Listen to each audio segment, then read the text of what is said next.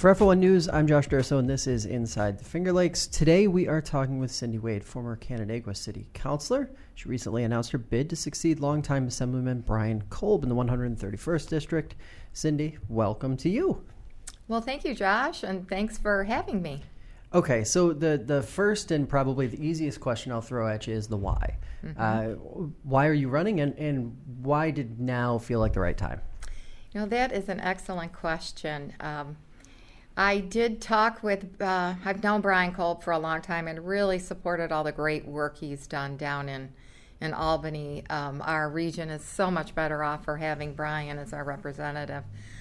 I did talk to Brian 3 years ago when he was running for governor, and he said, Cindy, you know, I think you'd be an excellent candidate. And when I found out he wasn't running, I called him and I said, Brian, and he said, Cindy, you would be an excellent assemblywoman. So he said, but think about why. And so I said, well, first of all, I have worked my whole career in local government as the only Republican on a 9-person council. And I have been able to bring people together, to work together, to bring together facts, to show them that it doesn't have to be partisan. We need to focus on what is really best for our community. And so I got to thinking about the high taxes that we pay in New York State, the laws such as the Farm Act law that was just passed that's really, really terribly impacting our farmers, which is one of our biggest industries in the state. And just this consistent trend that I see of bills and laws being passed without doing any due diligence, no research, no follow-up, no risk assessment to see how it's going to impact not only, you know, Joe down in New York City, but Sam up in Buffalo and Jen up in the Watertown. We have to understand anytime anyone does any type of project in business, you do a thorough research before, afterwards, and you have a whole implementation plan. And then you check to make sure that it's working afterwards. It's not just okay, let's pass it and get it done. So there's just a few of my starting points. Before we get into issues and stuff like that, I'm really curious. When you look at the city council experience, what do you kind of see as the areas where there is a really like strong translation to what you'll be able to accomplish in Albany if elected, to that work that you obviously did and did well? Personally, I worked very well, and I stayed for 4 terms with the majority of the Democrats, and I did that by gaining respect from them all. And I gained the respect because I am a researcher, I'm a doer, I learn, and I present the facts all the time. Never would I ever say, I feel this way or I think this way. I would say, I'm stating my position, and these are the following facts and reasons why. So taking that approach, I really think that you can translate it to Albany. I'm not there as a political statement or any gain for myself. I'm really there to fight for the region. And people in Canandaigua continued to reelect me because they knew that I was a fighter for them. I think probably the next thing that I would say is that I enjoy being the underdog. I enjoy the fight. And I am patient, as you said, but I'm scrappy. So I look forward to meeting the new assembly people. There's a lot of races up. And I really think that we can all form some type of voter coalition or voter bloc that we can all work together for what's best for our upstate region, because we know it's completely different than our downstate. One of the criticisms that we have heard from the Democratic side as this process starts to take shape is the argument of, why do we want to elect another voice to be in the minority? Why not elect someone in the majority who maybe can get more money or more legislation or whatever the case may be? How do you sort of debunk that, or how do you take that conversation and turn it into an opportunity for the district if you are elected? That is a great question. Really appreciate that question. And I really, truly believe that no one should have a D or an R or an I or C or whatever after their name. I believe that each person is elected to represent their region and needs to focus and work together to make what's best for the region. And I really don't buy that, because actually this region is, the majority is Republican in this district. So I think that Republican thoughts, values, ideals should be represented for this district. And I really don't go with let's go along with the gang theory. And so I feel bad that if all the Democrats think that they need to vote a certain way and all the Republicans think that they need to vote a certain way. That's not how it should be. It should be, do your research, talk to your constituents, understand exactly what's going on in your region and what the impact of this vote is going to have, and then bring your facts to the meeting. And then, work together to understand. How do you cut through the noise? Albany is a very noisy place. I'm sorry? Say that again? Yeah, Albany is a very noisy place in terms yes. of just the way government functions. How do you cut through that and sort of make sure that not only government, the wheels of government are turning, so to speak, but also that the things you set out to do or the things you want to accomplish, you're able to accomplish? Another good question. So getting to Albany, if it's noisy, that doesn't bother me at all. I am a fighter. I'm a doer. And whenever I say I'm going to do something, I do it. There's no way that I would not. So when I set out to accomplish something, everyone is going to know it, and they're going to get a presentation with all the facts in it, and I am going to be right after them all throughout till they can understand, and to be there to answer any questions. And again, I want to go back to the voter block. I think it's really important that it doesn't have to be partisan. I don't even want it to be partisan. It needs to be bipartisan, where a group of us will say, you know what, this is our region, our state, and we need to do really what's best for our region. And I really think when it comes down to it, look at downstate. The requirements and living conditions, everything is completely different than it is upstate. And maybe sometimes I think it's almost like the Civil War, the North versus the South. But I really think that it's really important that maybe when we put laws together, do bills, do different ordinances, resolutions, that we say, you know what, this is a piece for downstate, and then this is the piece for upstate, because one size does not fit all. Mm-hmm. And any time the upstate downstate divide comes up, equity is always one of the big questions. How do you achieve that equity for upstate? But also at the same time, one of the rather unique things, I guess, about this particular district is that it is so rurally dominant, and that also tends to be it's sort of one of those things in the news. We can sit back and say, well, there's quite a bit of difference between downtown Geneva, downtown Canandaigua, and frankly, the rest of the 131st. So taking that into account, how do you sort of bridge the gap not only between upstate, downstate, but rural and urban? What is urban for our region? That's a good question, and I've never really thought of it as there being a gap.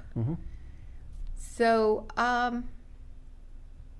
that's a great question, and I really would have to come back and revisit that. I've never, I live in the city of Canandaigua. I used to live in the town of Canandaigua, but I've never seen it as a gap.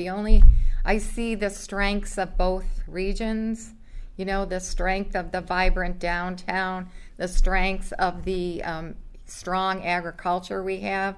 So I guess I'm not seeing a gap there. So I'm not sure how to approach a bridge. So let's talk about some of the issues that are undoubtedly going to come up throughout this whole process. I'm going to throw out a topic and just sort of give us an idea of sort of where you stand and where you enter the discussion. first and foremost, environment, harmful algal blooms, water health. In Canandaigua, you guys have plenty of experience with this topic. Walk us through a little bit of where your headspace is on this particular issue and what you think Albany should be doing to help not only communities like Canandaigua, but all of the other communities that are upstate that are feeling this issue, it seems, more and more every year. I just missed the one statement you said about when you first started. You said harmful algal blooms. Harmful HABs. Oh, I'm sorry. I still okay. couldn't. Got to kick the old ear in, I guess, huh? That's a great question. The state, I would hope, would be doing a lot more. In Canandaigua, we're very lucky in that the Canandaigua watershed does a fabulous job monitoring our lake.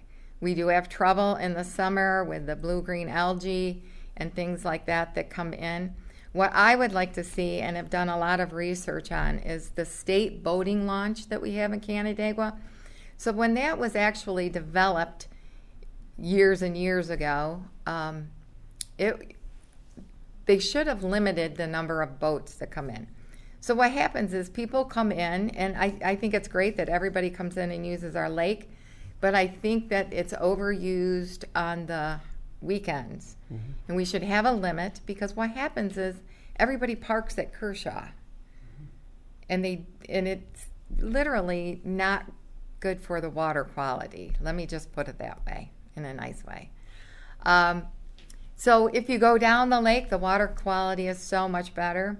The other thing that we need to do, I know that we did a huge study and project on integrated pest management and pesticides, et cetera.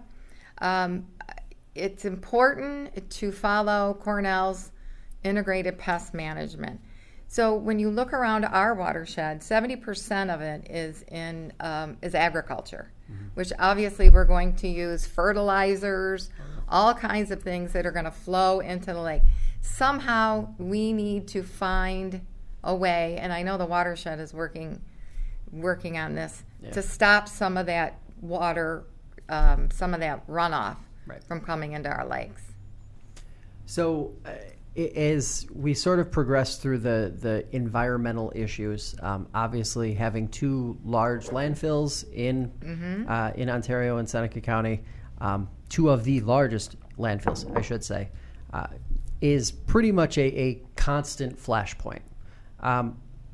What is the role, do you think, of an assembly person who is limited in terms of what they can actually do about whether the landfill is or isn't operating there? What do you think the goal and sort of the day-to-day legislating on that topic should be for an assembly person? That's an excellent question. And when I look at the landfill in Flint, which I've been there and done a tour of it, et cetera, and I see that our counties are getting less and less revenue from the state. So therefore, they are taking in garbage, should I say, and landfill material from downstate, because they don't have any place to do it, but they're having to do it because of revenue. So I would have to go back to the fact that I would start right at the beginning and say, first of all, our taxes are too high. Second of all, why is upstate not getting the revenue that we used to get? And then third of all, stop taking so much of our money, and then maybe we could get to a point where we don't have to take the material from downstate. But more importantly, let's let downstate come up with a solution that they have for their own. I mean, sending it out to sea on a barge is really not good. One program that we've done in Canandaigua is we've really are working on inspiring recycling. So we bought the great big 96-gallon totes for everybody, and we encourage them to fill them. And so what happens with that is that our landfill use is going down. So I would hope that we could continue to spread programs like that across our region And, to get downstate to do something like that would be great. We need to encourage the recycling versus the throwing away. One of the topics that we've seen come up quite a bit on social media, especially over the last several weeks with a lot of talk about the coronavirus, of course, is healthcare in general and access to it in some of the more rural parts of the Finger Lakes. What can be done, or what would you like to see done in Albany to sort of maybe reverse this trend a little bit, where it seems like there are fewer and fewer primary care doctors, as an example? It is so true. And now sort of turn it back so that there is sort of restore some of that access. Is it a workforce development issue, or do you see it as sort of a regulatory issue that's preventing some of these folks from, opening up family medicine operations and things like that in these parts of the area? Excellent question, as I am looking for a family doctor myself because we don't have one anymore. I think it's both parts. I think it's regulation. I think malpractice insurance is outrageous in New York State. So we have, why would a doctor want to come here to, pay exorbitant amounts of malpractice insurance and be regulated to death by New York State? New York State has just passed new laws, so you have to sign a contract now to in order to have it's not narcotics, but a certain type of drug. I'm sorry, the name escapes me. They're just regulating every piece of our life. And to tell you the truth, I am so tired of it. I want to make choices on my own. Yeah. So I have to tell you about an experience. Before I came here, I went to visit remember the old hospital in Canandaigua? The whole basement floor is all service providers, and it's all free. Yeah. It's for anyone. It's not restricted to anyone. There's CareNet. There's Jordan Health, which is a fabulous resource for people. They have dental care. They're referred to all different things. Vincent de Paul, where you can just come in and go shopping if you need clothes. It is a wonderful, wonderful resource. And for rural areas, even though the city of Canandaigua is a city, but, obviously we have a lot of people. But the hospital is serving a very rural community outside of Canandaigua. And we do have 3 wonderful hospitals in this district. Mm-hmm. And the great thing is I see terrific growth in the Clifton Springs and the Thompson, which I visit. And so it's great to see. I think the mergers are probably good with an infusion of capital. But on the other hand, you're losing that small town doctor feeling, and we're losing a lot of doctors. Mm-hmm. So you're right. What can Albany do? Let's put a task force together. Let's figure it out. Healthcare is a huge issue. When you look at economic development and the way the state has done it so far, it tends to be mixed reviews. Obviously, a lot of the communities that have won the $10 million in the DRI feel great about the way economic development works, but there are a lot of others who aren't feeling as good about it.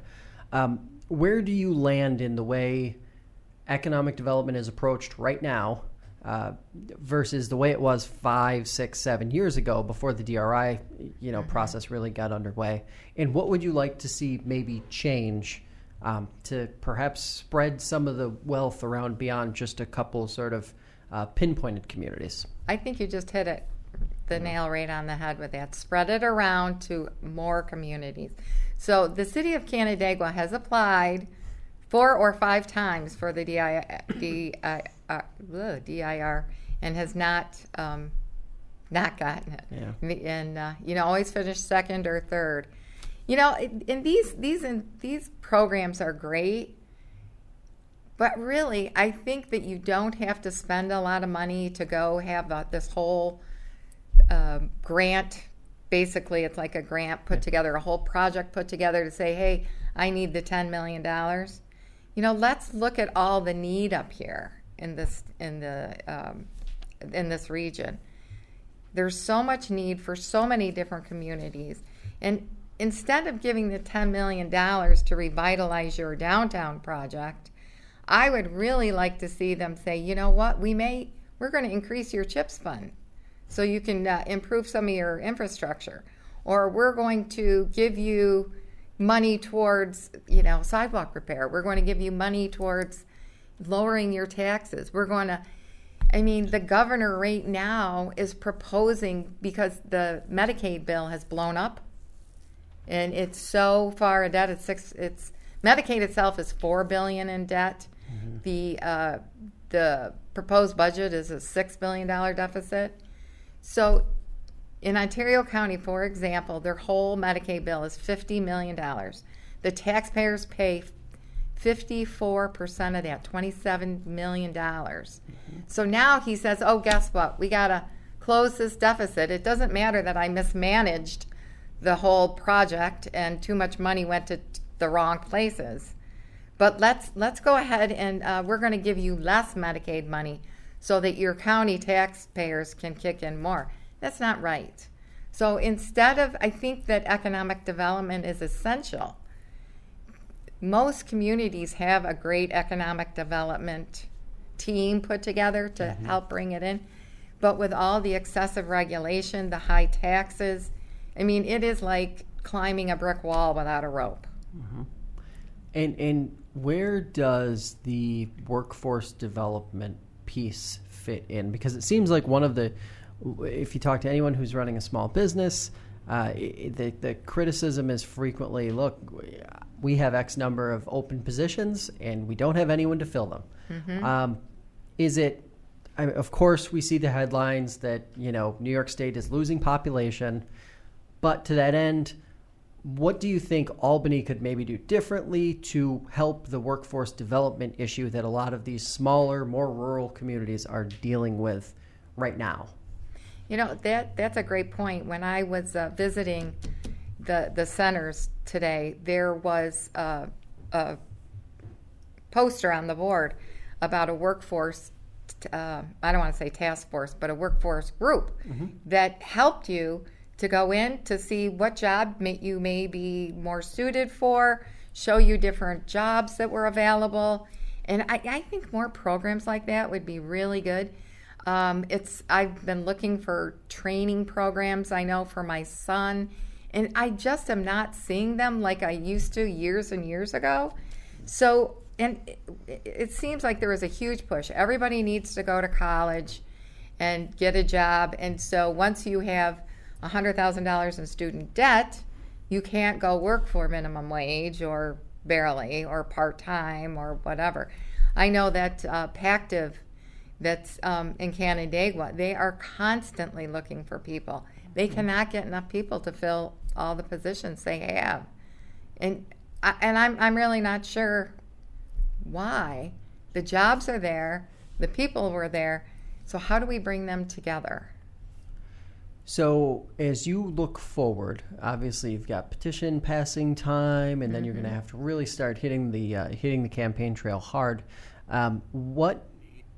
What sort of events or what opportunities do you have for potential voters to meet you, talk to you, get to know some of your campaign promises, points? Walk us through what you have coming up, or at least what resources are available for anybody who is listening from around the district. Well, all of my contact information is on my Facebook, which is Cindy Wade for Assembly. I do have a website coming. We have the domain, which is cindywadeforassembly.com. It is not up and running yet, but we are working on that. And I encourage anyone to reach out, give me a call. Love to meet people for coffee. I've been going to all the different towns and meeting with their committees. I've met with several different groups that have actually reached out to me to tell me about what they're supporting, and I'm learning a ton. It's great. And it's so really, I would love for people just to reach out to me. You can do it via Facebook. My phone number is on there. Feel free to give me a call. Happy to meet with anybody anytime. I'll be at several different parades, several different openings. We have multiple different events coming up, so I will be there. All right, good stuff. Cindy, thanks so much for taking the time. Thank you, Josh. Thanks for listening or watching. Inside the FLX is a production of FingerLakes1.com digital media. It's presented by FL1 News and hosted by me, Josh Durso. New episodes are released on demand each week on FingerLakes1.com or the FingerLakes1.com app. You can also catch episodes anywhere you find podcasts. If you have an idea for an episode or question you'd like answered on the show, visit InsideTheFLX.com to submit it. Thanks for listening. We'll catch you next time.